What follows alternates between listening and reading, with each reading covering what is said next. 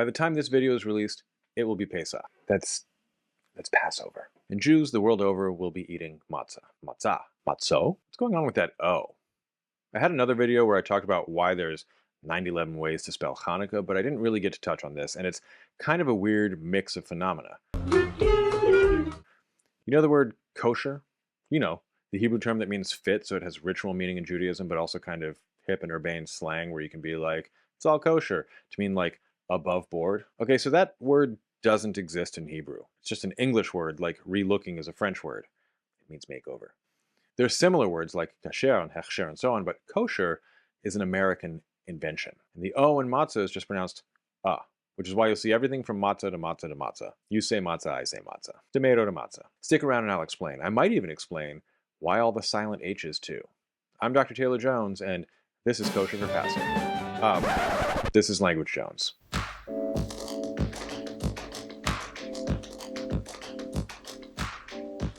Okay, so I'm just going to tell you what's going on, but then I'll explain what I told you. Here goes. Hebrew has been spoken continuously for over 3,000 years with slowly diverging liturgical and literary traditions. It has a writing system inherited from the Phoenicians and largely unchanged since then. Ashkenazi liturgical pronunciation has sounds that modern Israeli Hebrew doesn't, and a sound that New Yorkers have but Californians don't, unless they're black, but that's a separate video.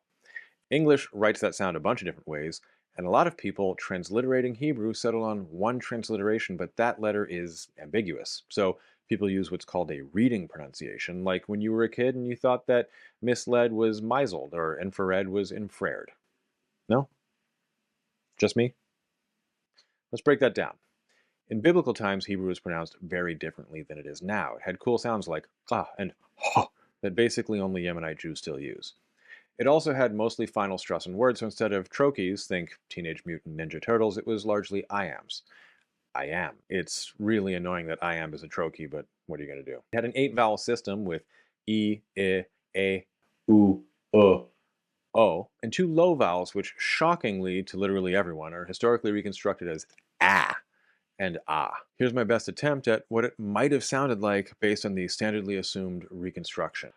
Baruch Shem Kavod Malchutho Le'olam Wa'ev. Baruch Shem Kavod Malchutho Le'olam Wa'ev. Anyway, over time, as languages do, the vowels shifted a bit. In many varieties of Hebrew, the 8-vowel system collapsed to a 5-vowel system that doesn't differentiate between E and I or U and U. In Ashkenaz, they kept all 8 vowels, but 2 things happened. One is that the A and Ah shifted into an Ah and Aw. The other is that stress shifted to a trochaic pattern. Instead of Raphael or O'Neill, think Leonardo or Donatello or Splinter or Shredder. So you go from kasher to kosher. You can already see where this is going. Following the mergers of vowels in words like cloth, broth, cost, and so on, with words like thought, taught, and so on in American English, some transliterations of Ashkenazi Hebrew used O for the vowel in words like coffee, and O with a macron on it for the long O sound, sometimes an oi sound. Like, I get high on the boire oilum. He told me sometimes he gets high.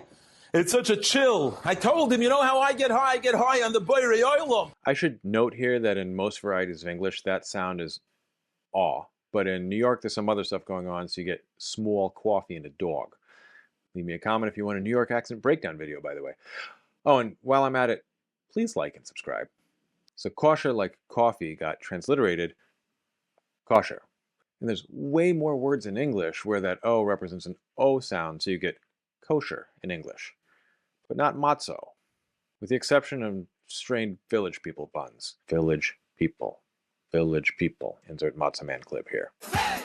Matzah, matzah, matzah man, yeah. The shift from matzah to matzah means that in English the last syllable is not stressed and just reduces to schwa, that little sound. But why the H then? Well, sometime after the Jews adapted the Phoenician alphabet, they thought, wouldn't it be cool if we used a yud for a long E sound and a vav for a long U sound? And they did, and they saw that it was good. This was way before vowel dots were invented, so that's basically all the vowels you get. Then it came to pass that some scribe somewhere thought, wouldn't it be great if we knew a word had a vowel at the end of it?